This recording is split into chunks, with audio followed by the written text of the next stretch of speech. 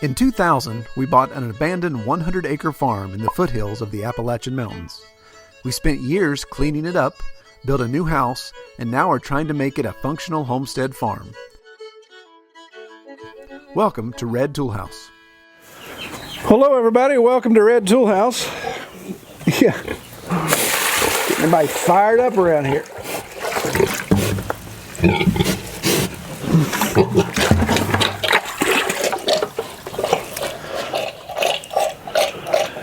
Well, in this video, we wanted to do an update. Quite a few of you have asked for updates on the piglets, how they're doing. Could you please stop slurping your water so I can talk? So, Kelly and I were just on our way down here and anxious to do this update video because we're going on 3 weeks. The piglets will be 3 weeks old in 2 more days, the day of shooting this video. So we're excited to come down and give you all an update to talk about how we haven't had any loss. And as things would have it, I came down here and I have 1 dead piglet. And so it looks like it was crushed. So Merida has obviously laid down on somebody and crushed her there. And it was really odd because I've never had a loss to crushing after 2 weeks old. They seem to be big enough and agile enough to get out of her way, but this one just did. In fact, it was just laying over there in a low spot. So that's a drag. So we're down. We went from 9 to 8. But everybody else seems to be doing okay. So in the last 2 weeks, we've had, going on 3 weeks, we've had an interesting encounter with our piglets. We've had 20-degree weather, which we're here in April, which is abnormal for us. We've had 2 snows, and of course we had our castration. And we decided not to video our castration. We already have a video detailing our castration process. I'll link it here. So we weren't going to plow that same ground. But what would you say would be the takeaway from our castration experience this time, Kelly? Oh my word. What we definitely know we want to make sure we do next time is the mama has to be separated from the babies. Yeah, it was a real issue. Again, because of all the weather, it's really just pushed back everything that we normally do. So separating the sow from the babies is key, because when you reach down, like I could reach down and grab a piglet right now and she'd get a little crazy. Mm-hmm. And so when it was time to do castration, and I'm in here trying to separate or trying to grab the piglets that we want to castrate, it got pretty hairy there for a bit. It was a little intimidating. So we were able to finally get the gate open, get Merida on that side of the gate and get it closed. And poor Kelly, as I'm here holding the gate, trying to keep, because that gate is about, with all the wood on everything, it's a couple 100 pounds, and I'm standing on it, and I'm a couple 100 pounds. And Merida's lifting the end of it up with her snout because she wants back in, and she can hear those pigs squealing because Kelly's in here, looking at rear ends, separating the boys from the girls and handing them to Liam so he can put them in the crate. And she's going absolutely crazy. She just wants to tear us apart to get in here and protect her babies. So that was a little stressful, would you say? A bit. But normally the moms are out on pasture. They're busy with their food elsewhere. We're able to easily corral the babies. And this time, like you said, just because of the weather and all of the mud, we did not want the babies getting lost in the mud. Yeah. So they were all still in the barn, and it was just not good. Yeah, so it resulted in a traumatic experience, to say the least. So give her a hard-boiled egg there. So anyway, so the castration process went well. We had four boars that had to be castrated, and the trauma of separation. Excuse me. The trauma of separation took longer than. This is how you lose a finger. Took longer than the process of separation took longer than actually the castration process. I think we had castration done in just a matter of minutes. She's gonna come through there, isn't she? Yeah. Put some in her bowl. Don't just hand them to her. Here, have an egg. So four pigs castrated. Kelly and Liam helped, so we were able to get that knocked out pretty quickly, and they're healing great. The males are doing well. The one pig that we just found crushed was a female, so we know it wasn't anything to do with our surgery. But you know, it's a drag. We have lost, and I really thought we were out of the woods when it came to that. But I'm a little bummed out right now, to say the least. I thought we were safe there. So instead of raising 9, we're raising 8. So we'll have to see what we get next month when the other 2 sows farrow. You're going to eat my bucket, aren't you? She's going to jump up on that board. You like eggs?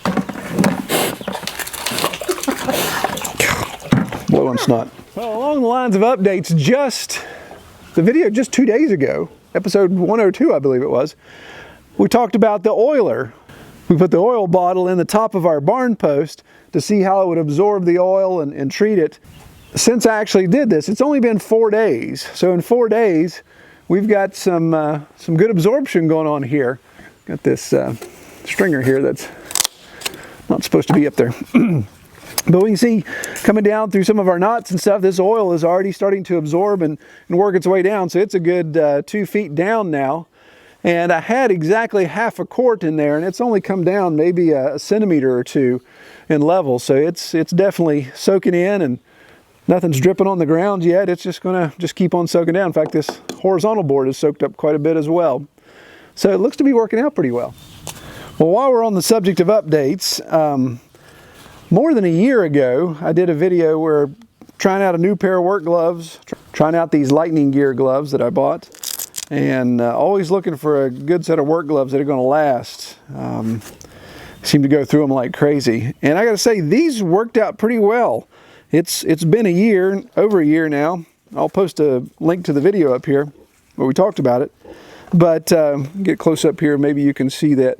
You can see there's 2 layers of leather there, reinforcement, and I've worked through the first layer, so it's worn out that portion, but I still don't have any holes. I still have my fingers secure. So I'm really impressed with these. In fact, I've been so impressed with them, what I decided to do was I talked to the manufacturer and ordered a bunch of them. And so I have brand spanking new ones. And I've made them available on our website store. If you want to give these a shot, again, really nice work gloves, leather reinforced, nice padding, all that type of stuff. If you want to check them out or you want to get a pair, just go to our website, redtoolhouse.com, and if you use the offer code SMELLTHEGLOVE, we'll give you free shipping and $5 off. Wait, that's not the code? What is the offer code? No, that's right. Use the offer code RTHGLOVE and we'll give you $5 off and free shipping. So be sure to check those out if you want, and I give those a thumbs up. Everybody's getting crazy. Decided we didn't like these chicks. They're too crazy, so we're going to send them back. That's not true, actually. It's time to move them.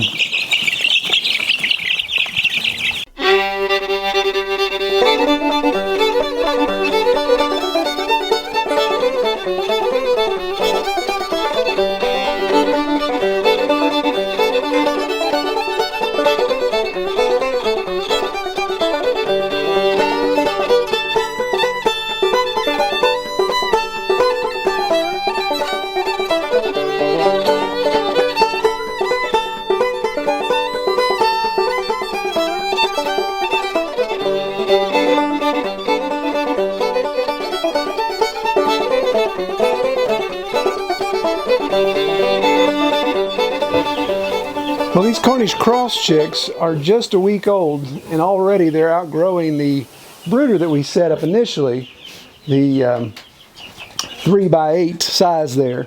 So we're going to take these walls down so they can have the full 8x10 brooder, and then also we're going to mix our black Australorps in with them as well. It's crazy the difference a day makes with weather. I came down here a little bit this afternoon, and it was 83 degrees outside, and in here in the brooder, because I had the heat lights still on, it was in the mid-90s. So they were all just panting like crazy. It was a little too hot for them. So I turned off all the lights, and that's why we're going to open up this brooder stall some more, so we can give them the opportunity to get away from the heat lights and get in a cool spot if they need to. But 80 degrees today and tomorrow, according to the weather forecast. And then in a couple days, we're a chance of snow again. So that's kind of what we're dealing with this time of year.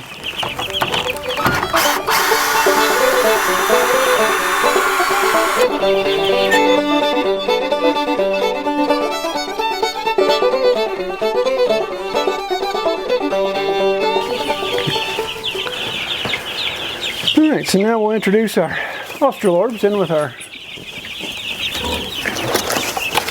Cornish cross.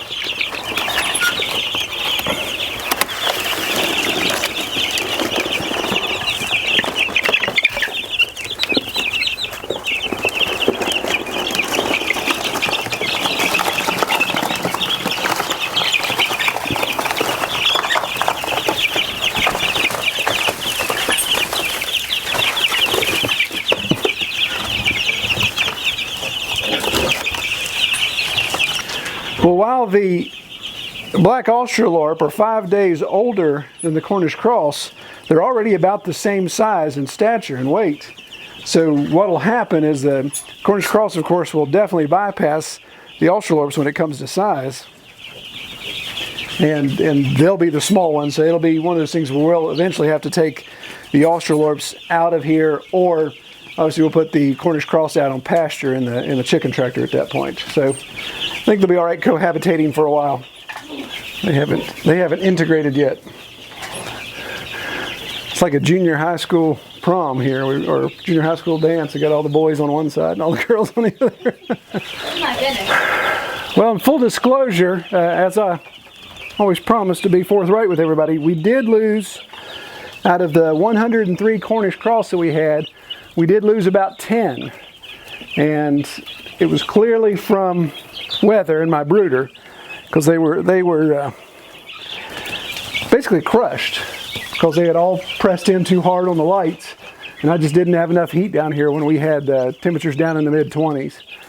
So you know, shame on me on that one. It had one Australorp croak, and it was acting a little funny when we first got it. So the hatchery that we used Duncan's Poultry that we used. When I spoke to the owner about that, he offered to even send 10 additional free chicks if I wanted them, and so I appreciate that customer service. That's pretty awesome. But no, I'm not going to take him up on that. I don't necessarily need it. When we get next order coming around for our next batch, maybe we'll talk at that point, but I really like that customer service. But so we've got about 93 Cornish cross, and we've got 24 Black Australorps, and like I said, we'll get them out on pasture as soon as we'll probably go about 3 weeks in the brooder. We'll just see how the weather does, how the grass grows, and we'll get them out on pasture as soon as possible. Well, if you like this video, give us a thumbs up. If you haven't subscribed, be sure to do so. And check us out on Facebook at facebook.com/Red Tool House Farm. All right, take care, everybody.